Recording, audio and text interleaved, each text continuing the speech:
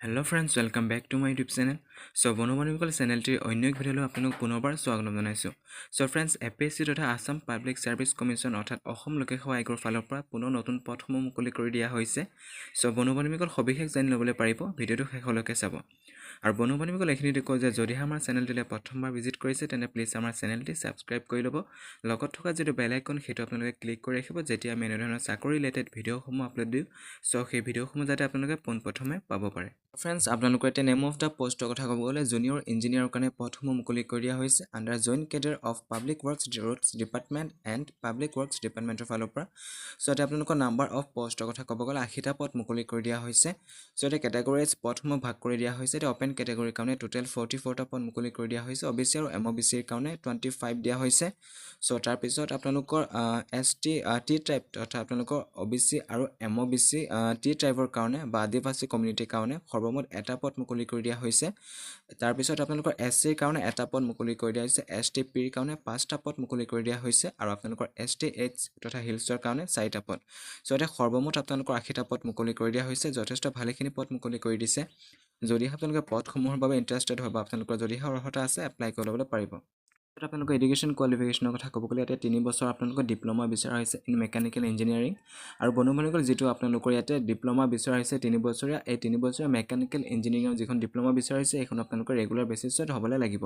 আৰু এতিয়া বয়সৰ কথা ক'ব গ'লে আপোনালোকৰ 18 বছৰৰ পৰা 38 বছৰ বয়সলৈকে বিচৰা হৈছে। যদিহে আপোনালোকে SC ST কেণ্ডিডেট হয় তেন্তে 5 বছৰ, OBC আৰু MOBC হ'লে 3 বছৰ এনেকৈ আপোনালোকে বা PWD হ'লে 10 বছৰ এনেকৈ আপোনালোকে চৰকাৰী ৰুল অনুসৰি আপোনালোকে এই ৰিলেক্সেশ্যনসমূহ পাই যাব। এই পদসমূহত এপ্লাই কৰিবৰ কাৰণে ইয়াতে আপোনালোকৰ অনলাইন যোগে যে আবেদন পত্ৰ সেই আপোনালোকৰ ষ্টাৰ্ট হৈছিল 6 তাৰিখ 5 মাহ 2024 আৰু ইয়াৰ অন্তিম তাৰিখ অৰ্থাৎ আপোনালোকৰ ক্লজিং ডেট দিয়া হৈছে 5 তাৰিখ 6 মাহ 2024। চ' এই পদসমূহত এপ্লাই কৰিবৰ কাৰণে আপোনালোকৰ হাতত যথেষ্ট সময় আছে। যদিহে আপোনালোকে পদসমূহৰ বাবে এলিজিবল হয় বা আপোনালোকে যদিহে ইণ্টাৰেষ্টেড আছে এপ্লাই কৰি ল'বলৈ পাৰিব। আৰু বনবাণিজ্যিক পদসমূহত এপ্লাই কৰিবৰ কাৰণে কিছুমান এপ্লিকেশ্যন ফি আপোনালোকে পে'মেণ্ট কৰিবলৈ লাগিব।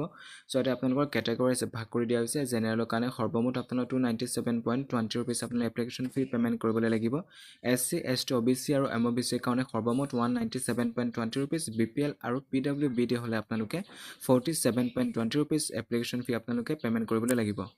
চ' তাৰপিছতে আপোনালোকৰ এক্সামিনেশ্যন জ'নৰ কথা ক'ব গ'লে ইয়াতে নেম অফ জ'নছ আৰু ডিষ্ট্ৰিক্ট দিয়া হৈছে। শিলচৰ আণ্ডাৰত আপোনালোকৰ হাইলাকান্দি কৰিমগঞ্জ কাছাৰ দিয়া হৈছে।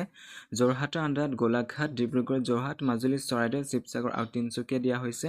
আৰু নগাঁও আণ্ডাৰত আপোনাৰ ডিমা হাছাও হোজাই নগাঁও মৰিগাঁও কাৰ্বি আংলং আৰু ৱেষ্ট কাৰ্বি আংলং দিয়া হৈছে। চ' তাৰপিছত আপোনালোকৰ তেজপুৰ আণ্ডাৰত বিশ্বনাথ ধেমাজি লখিমপুৰ শোণিতপুৰ আৰু ওদালগুৰি দিয়া হৈছে। চ' কোকৰাঝাৰ আণ্ডাৰত আপোনালোকৰ ইয়াতে বঙাইগাঁও চিৰাং ধুবুৰী গোৱালপাৰা কোকৰাঝাৰ আৰু চাউথ চালমাৰা দিয়া হৈছে। গুৱাহাটী আণ্ডাৰত আপোনালোকৰ বৰপেটা বাক্সা কামৰূপ মেট্ৰ' আৰু নলবাৰী দৰং বাজালি আৰু তামুলপুৰ দিয়া হৈছে। চ' বনবাণিজ্যিক এইখিনিতে কয় যে আপোনালোকে যিকোনো পদতে এপ্লাই কৰাৰ আগতে যিখন অফিচিয়েল নটিফিকেশ্যন এইখন নিজে এবাৰ ভালকৈ পঢ়ি মেলি চাই কৰি ল'ব। যদিহে এলিজিবল হয় আপোনালোকে এপ্লাই কৰি ল'ব। চ' বনবাণিজ্যিক ভিডিঅ'টো ডেছক্ৰিপশ্যনলৈ যাব। আমাৰ এই ভিডিঅ'টো ডেছক্ৰিপশ্যন এটা অফিচিয়েল ৱেবছাইট বুলি লিংক পাব। আপোনালোকে সেই অফিচিয়েল ৱেবছাইটটোলৈ গৈ যিখন অফিচিয়েল নটিফিকেশ্যন সেইখন নিজে এবাৰ ভালকৈ পঢ়ি মেলি চাই কৰি ল'ব। যদিহে এলিজিবল হয় তাত গৈ মেলি আপোনালোকে এপ্লাই কৰি ল'বলৈ পাৰিব। চ' ফ্ৰেণ্ডছ আজি ভিডিঅ'টো ইমানতে আছিল। যদি ভিডিঅ' চাই ভাল লাগিল তেন্তে প্লিজ লাইক এটা কৰি দিব। ভিডিঅ'টো যিমান পাৰে আপোনালোকৰ বন্ধুসকললৈ শ্বেয়াৰ কৰি দিব। আৰু ফ্ৰেণ্ডছ এইখিনিতে কয় যে যদি আমাৰ চেনেলটিলৈ প্ৰথমবাৰ ভিজিট কৰিছে তেন্তে প্লিজ আমাৰ চেনেলটি ছাবস্ক্ৰাইব কৰি ল'ব। লগত থকা যিটো বেল আইকন সেইটো ক্লিক কৰি ৰাখিব যেতিয়া আমি এনেধৰণৰ চাকৰি ৰিলেটেড ভিডিঅ'সমূহ আপলোড দিছোঁ সেই ভিডিঅ'সমূহ যাতে আপোনালোকে পোনপ্ৰথমে পাব পাৰে।